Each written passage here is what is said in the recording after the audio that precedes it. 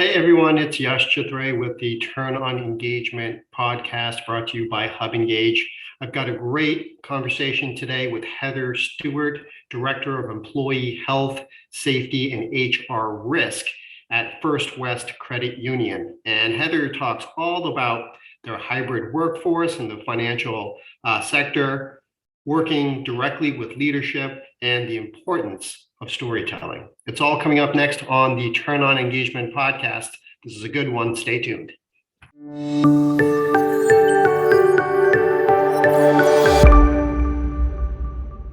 Hello, everyone, and welcome to the Turn on Engagement podcast. I'm Yash Chitre, Senior Vice President at HubEngage, and today I've got a very special guest with me today, Heather Stewart, who is the Director of Employee Health and Safety and HR Risk at First West Credit Union. Hi, Heather, and welcome to the podcast. Hi, Yash. Thanks for inviting me. Yeah, it's a pleasure to have you here today. So I know you guys are doing a lot of great, exciting things at First West Credit Union, particularly as we start to return back to work, hybrid work schedules. This whole the Great Resignation is kind of going on right now. That's a big theme of retaining your employees and making sure that they're happy, and also attracting and retaining new talent as you need for for your enterprise and as you grow. But backing up a few steps, would love to hear your story just in terms of how you've managed the past 2 years, some of the great initiatives and programs that you've rolled out, in order to retain your employees and also attract new ones, and what does the future look like? So really looking to kind of dig into some of those themes and really hear your story today. So how has it been the past 2 years?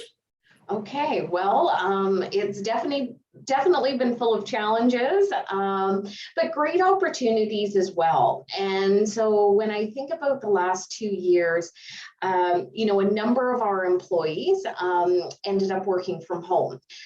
So we do have a core workforce. We're a financial institution, so they were serving our members, and they did a phenomenal job during the challenges of the pandemic.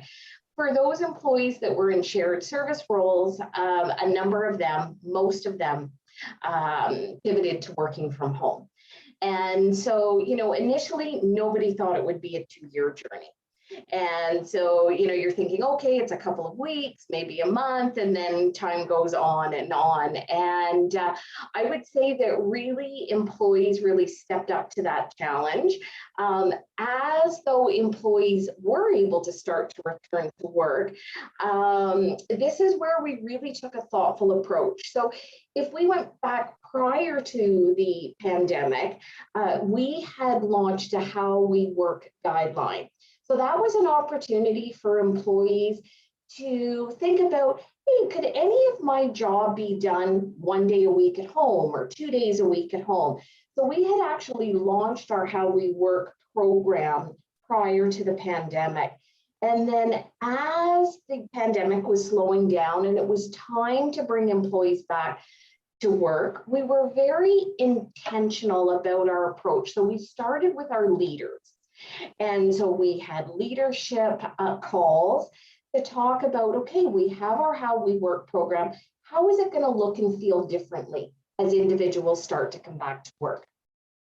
So like I say, intentionally, we started with our leadership team and said, okay, we want you to come back, get familiar with the space. So we have collaboration centers. So for some of our workforce, they were actually coming back into a brand new building.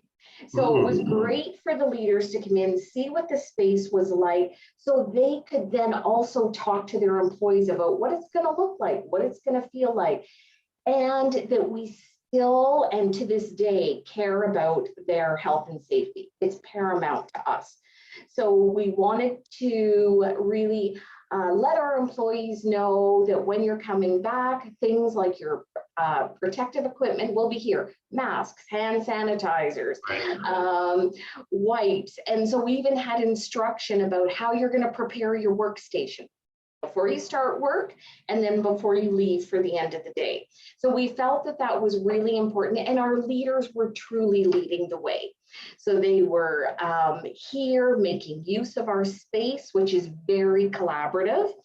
And then so they would get their lives organized. And then the plan was that our employees were advised during the summer that we want you to start coming back to work. But we recognized that individuals had to make arrangements for childcare, pet care, elder care, all of those things that sometimes we kind of took for granted and didn't have to think about too much prior to a pandemic. And so we wanted to give the employees that transition time. And that comes September, kind of that end of September timeframe, we wanted to see the employees in the office more than less. And so that's really our philosophy. We offer a hybrid work environment that's flexible, but we're not dictating that, you know, an employee must work 3 days a week in the office or 4 days a week, because I think we could all agree that depending on the nature of your work, you might be in the office 4 or 5 days one week, and you might only be in there 1 day the following week, but it averages out over time. Sure. So really, when we think about attracting individuals to the organization, which is again a challenge for a number of organizations out there, is that we talk about our How We Work program. And the benefit of our organization is we actually have locations throughout British Columbia. So even though someone may start to work, for example, in our Lower Mainland or Vancouver area or Fraser Valley, their lives might change over time and they may relocate to Vancouver Island or to our beautiful Okanagan Valley. So when employees join, they're not thinking, okay, I have to work in this location, you know, for the term of my employment. So again, that builds in some flexibility and opportunity depending on where they are in their life stage. So it's really been a journey for all of us, and a continuing journey. How we developed our How We Work guideline 3-4 years ago looks a little bit different than what we're, you know, saying and seeing today. Yeah. No, I can imagine, and it's great to hear that it all started with your leadership, right? And, you know, your leaders really embraced, you know, the idea of, look, we have to set the example, and, you know, we have to actually practice it and try it first and see, does it feel right? I think a lot of times, you know, leaders tend to just, you know, come up with ideas and say them, but they don't really understand the practicality of the execution of it. Is it even a good idea if once you actually put that idea to the test and actually do it, right? And it sounds like, you know, you had the resources, you had the new building and all that kind of stuff, which certainly helped, particularly when you think of, you know, clean office environments and health and safety and all that. I mean, that's a blessing right there. So you had that going for you. So that's great to hear. So it's good that it came top down and that you had some of these programs in place that you just needed to modify a bit, given, you know, the world we live in now and the current realities of how we have to go moving forward. I'm curious now, moving forward, you know, in order to get back to this new normal or get into this new normal now, are there new things that you're rolling out, new programs, initiatives, you know, not just around employee health and safety, but, you know, anything that you're doing also to, you know, mitigate, you know, the risk of losing the workforce? You know, HR risk is in your title. So what types of things are you doing around that? Okay, great question. And, you know, there's so many ideas out there. And I think, you know, we have, and, you know, maybe some companies, a number of companies have these, but when I think of talent attraction, you know, our employees are an amazing resource. So we have our employee referral program.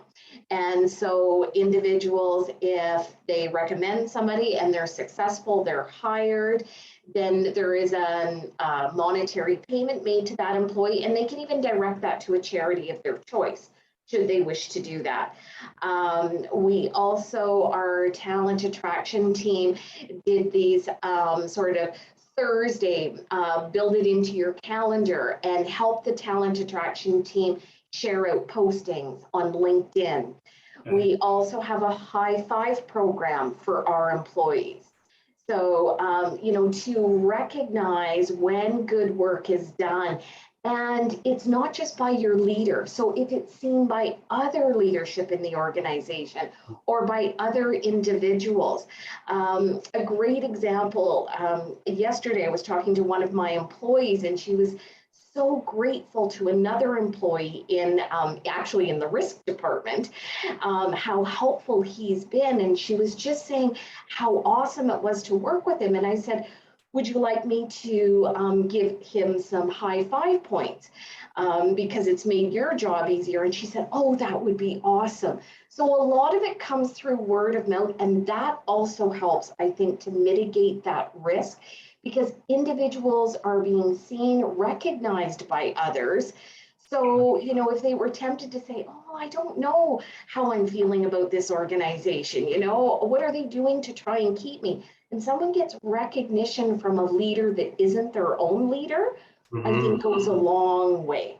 Wow. Yeah, that's very powerful stuff. I think the peer-to-peer effect definitely provides that sort of intrinsic motivation to want to participate and also see that, the company's listening to me. I've got some skin in the game. I feel like a valued member of our, little community that we have inside. So, I mean, you touched on recognition there, and I think that's a big part of it. And I think every company needs a solid recognition program in order to, not only attract but retain their current employees right now as well. So that's great to hear. In terms of recruiting and finding talent, how has that been? I mean, I know it's a challenge, particularly in financial services and in banking. It's you may have some hourly employees, different types of workforces, salaried versus hourly. How has that been for you right now, and what does the future look like? It's been a challenge. I think our talent attraction team is doing an amazing job. They have such a broad network themselves.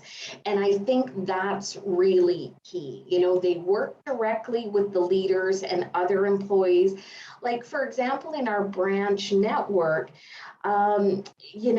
there's people know people. And so it's just finding those right techniques to get in there and say, the best people that you want to work with. So let's leverage our network.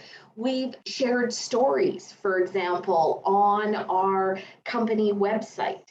What's been your experience working here and getting that message out. So it's really digging deep, but I think it's leveraging every opportunity. Talk about, for example, our total compensation package. We talk about, we offer our all employees 3 paid volunteer days to give back to the community.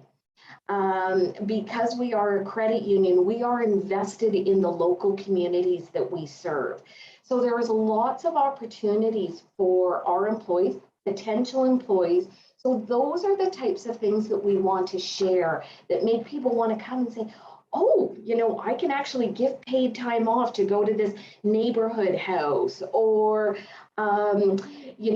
something with seniors programs, or it could run the gamut. Our sort of leading charity and cause is Full Cupboard. So addressing the hunger that's out there. So really, it's really telling what can this organization offer, and that helps tremendously in the talent attraction story and efforts. Fantastic. And I always ask this as an employee engagement guy. Are there opportunities to take what you're doing internally and somehow connect the dots and show the world that externally? So really connecting your internal branding and your internal brand to your external marketing efforts, and somehow showing your customers that your people are your brand essentially at the end of the day, and sharing some of these great stories, and then also at the same time highlighting your employees. It leads into then recognizing them, giving them the attention that they deserve as well. Create your sort of employer brand, but at the same time sells to the customer and makes me feel like, hey, you know what? I want to have an account at First West Credit Union because they get it, and I appreciate the values that this institution serves, particularly coming out of the 2008 era where nobody trusted the banks, right?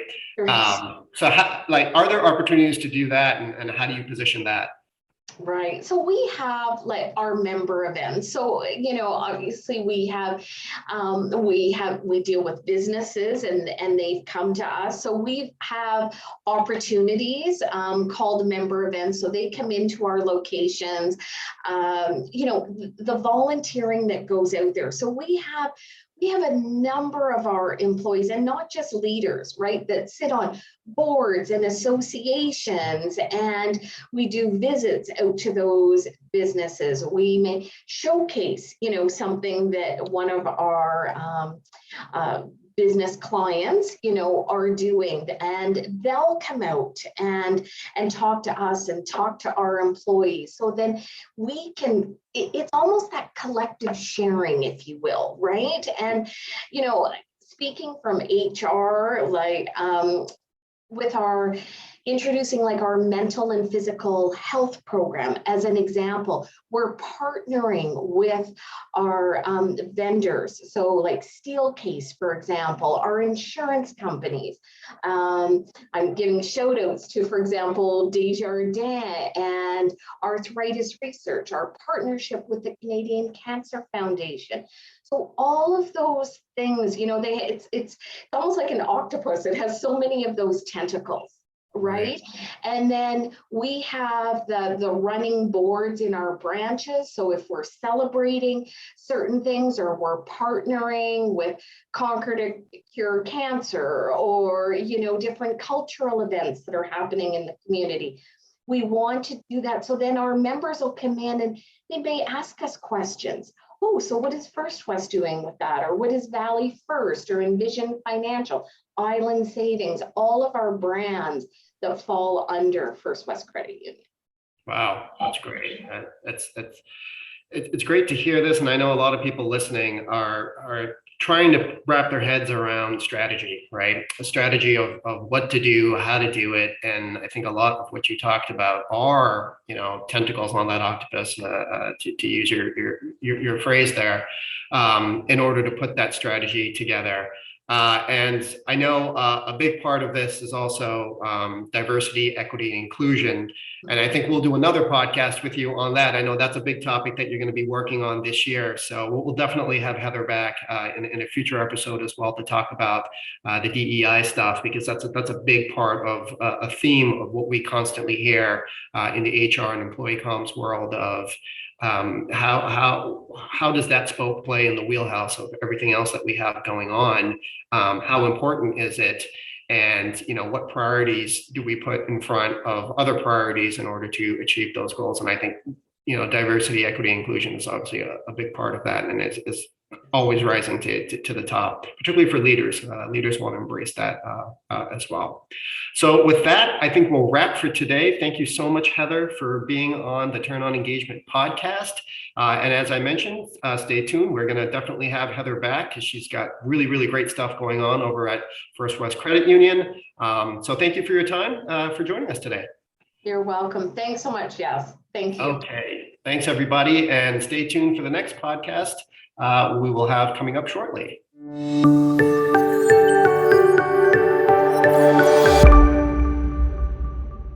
Hey, everyone. Do you want to get the latest insights on employee communications and engagement delivered right to you? Well, check out an all-new thought leadership experience. Visit HubEngage.com/blog and get all the insights right at your fingertips. You can sign up for the newsletter and even download the interactive all-new Turn On Engagement mobile app available in the App Store and Google Play. We've got podcasts, webinars, tips, ideas, and so much inspiration. Lots of different ways to get insider insights and learn from the best and brightest pros out there in the industry so you too can turn on engagement. Visit HubEngage.com and check it out today.